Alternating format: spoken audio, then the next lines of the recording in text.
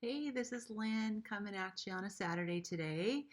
And I just want to welcome all of my new subscribers. I have been so blessed.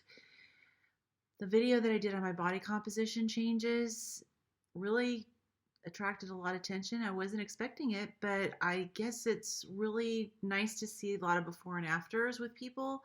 Um, it gives hope. And so I have a lot of new subscribers. I'm really pleased. And I've had some wonderful comments and some just amazing feedback. And I just want to thank you and welcome you. And I hope that you'll stick around and we can go on this journey together. I'm going to be starting to do a couple live streams. If you look on my channel under the live, you can see there's a couple of upcoming live streams. Just going to learn how to do them. So figured I'd dive in. That's the only way to learn something new.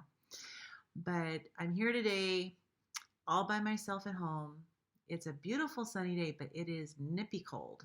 So I think I went out earlier to Costco and I think it was 36 degrees. But that was like 10 a.m. So it's probably a little bit warmer. It's supposed to get up into the 40s, but kind of chilly.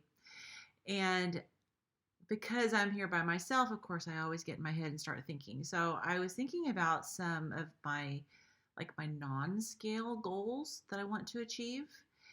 And I'll tell you when I get to the first one why this came to my mind today. But I have my top 5, almost said 10, top 5 non-scale goals that I wanted to share with you.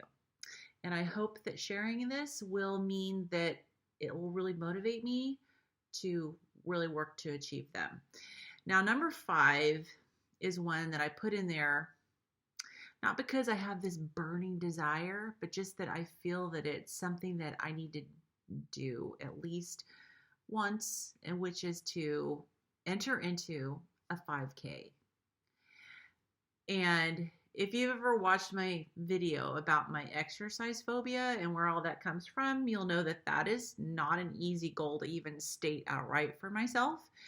And I'm not going to put the pressure on myself to actually run or jog a 5K, but I want to enter it and finish it without having tweaking my knee, my hips, or my back. Usually what happens in my life when it comes to exercise is I end up injuring myself.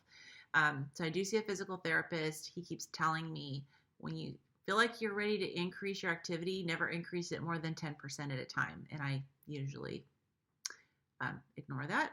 And then I usually end up paying for it by getting hurt, which ends up being my knee in most cases. So that's my number 5 goal, is to just do that. I don't know when I'm going to do it. Maybe I can do it as soon as next summer. We'll see. But I want you to hold me to that because I will probably chicken out. And I don't want to chicken out. I want to achieve these goals, which is why I'm putting them out here. Okay, number 4. Now, this kind of piggybacks on the fact that I'm seeing a physical therapist.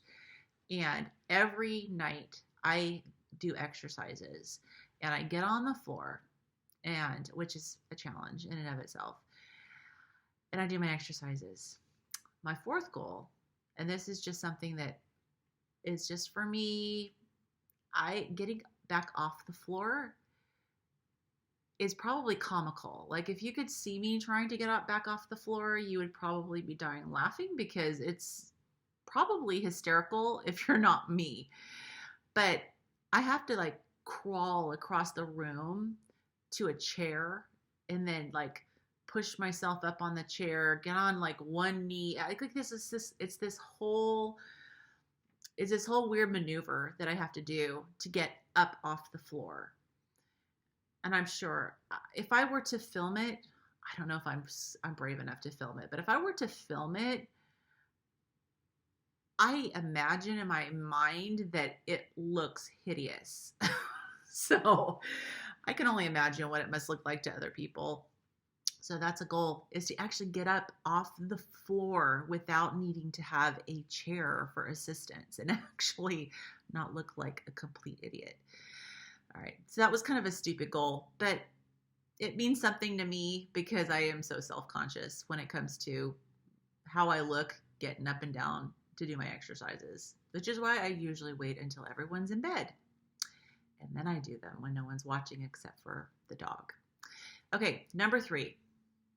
I don't know if you can relate to this, but this is something that has bothered me. And my hair is, it's an issue. Like, it does bother me a lot. And I used to, take a little bit better care of it. And I have lost, I've always had an issue with losing hair. And lately I've lost a little bit more at the top because of the stress with, having to put my dog down and my son being in the hospital, but it'll grow back. Um, but taking care of my hair, I did a good job when my daughter was working in a salon when she was doing hair. But I would like to be able to go to a salon without fear or feeling like I'm going to break the chair. This is a real thing for people who are really morbidly obese. I mean, some people don't fit in the chair, and I can squeeze my big butt into a chair. It's a squeeze. It's quite a squeeze. But I always feel really, really nervous. Like, I need to be super still. Like, don't move because the chair might break. And I hate that feeling. And I guess I could carry that over to just chairs in general, places that I go.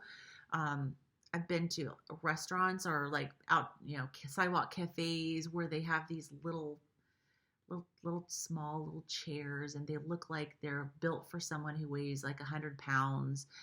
And then I'm like, there's no way I'm going to sit in that, because I mean, that's just not even, I would literally have to be doing like a wall sit almost, like, or it's just kind of a squat, feeling like I can't put my full weight on the chair.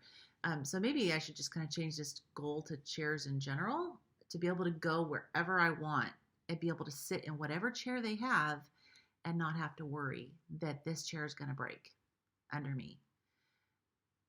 And so that's, to me, that's an important goal. And I hate feeling like I'm so restricted. And even like with restaurant booths, I don't really go to restaurants ahead of time and scope them out. But whenever I go to a restaurant that I haven't been to, I request a table. And while I'm at the table, I look at the booth, because if the booth has a table that is like, the post is anchored to the floor and I can't like push it and move it and adjust it, then I'm not going to go there. Because usually when I get into a booth, I have to push the table out to make room for myself. And fortunately, the people I'm eating with are usually fairly, a lot thinner than I am. And so that's not a problem. It'd be really nice to not even have to worry about that. So I guess chairs are my number 3 goal. Number 4 is to be able to, next May, dance at my daughter's wedding without running out of steam before it's over. Now, I don't expect to not need breaks. I do. I'm going to need breaks, of course. And of course, this goes along with me not wanting to injure myself as well. But I would like to be able to have enough stamina to really enjoy myself at her wedding and enjoy the reception and the DJ and the fun with all the family and friends, and to be able to just have a wonderful time and, dance at her wedding reception and not feel like I'm going to collapse and feel like I have to go lay down. So that's a really important goal. But you'd think that would be number 1, but it's actually not number 1. Number 1 is linked to one reason why I'm here by myself right now. I mean, on beautiful days like this, and especially as we're approaching the wintertime, my husband takes advantage of every opportunity he has to go and fly his airplane.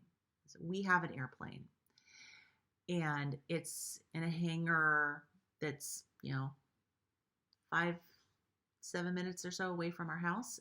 And it's, a gorgeous day like this, he is up there flying. And he just sent me his latest, I guess he got back from circling over the San Juan Islands, Puget Sound. We're in the Puget Sound area, and he loves to go fly over the San Juan Islands. He loves to go and land at Orcas Island, which I love Orcas Island, my favorite place ever. But they have a car for the pilots that they can use and go explore the island. And he likes to fly over there just to have lunch and go drive around a little bit. And he'll stop on San Juan Island. And so he sent me a little snapshot of his flight that he took. It shows like a line, and he showed how he did this. He's like beautiful circle, right over the Whidbey Island airport. So the problem is that I don't fit in his airplane. So my number one non-scale goal is to be able to fly with my husband in his airplane. Now, quite a few years ago, I did sit in his airplane, and I could kind of get the door closed, but my hips were so big, it just popped back open. And he kind of jokingly said, that's okay. Let's go up. The wind will keep it closed. And I'm like, no, that's not happening. I am not going to ride in a little Cessna airplane where I don't even fit, and my hip pops the door open.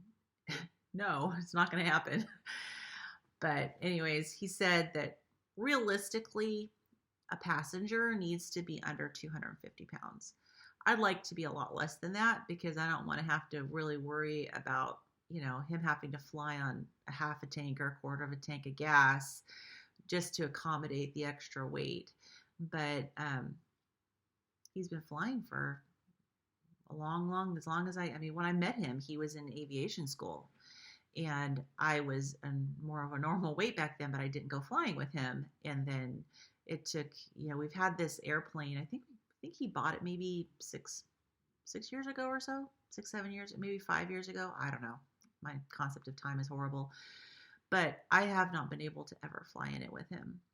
And he's a really, really good pilot. He's very safe, and he loves taking people up in his plane, and he's never been able to take me. So my number one goal, and I am going to film it when it happens. I'm going to have someone film it for me, but I am going to film when I'm finally able to go up in his airplane, because I'm nervous. I've never flown in a small plane before,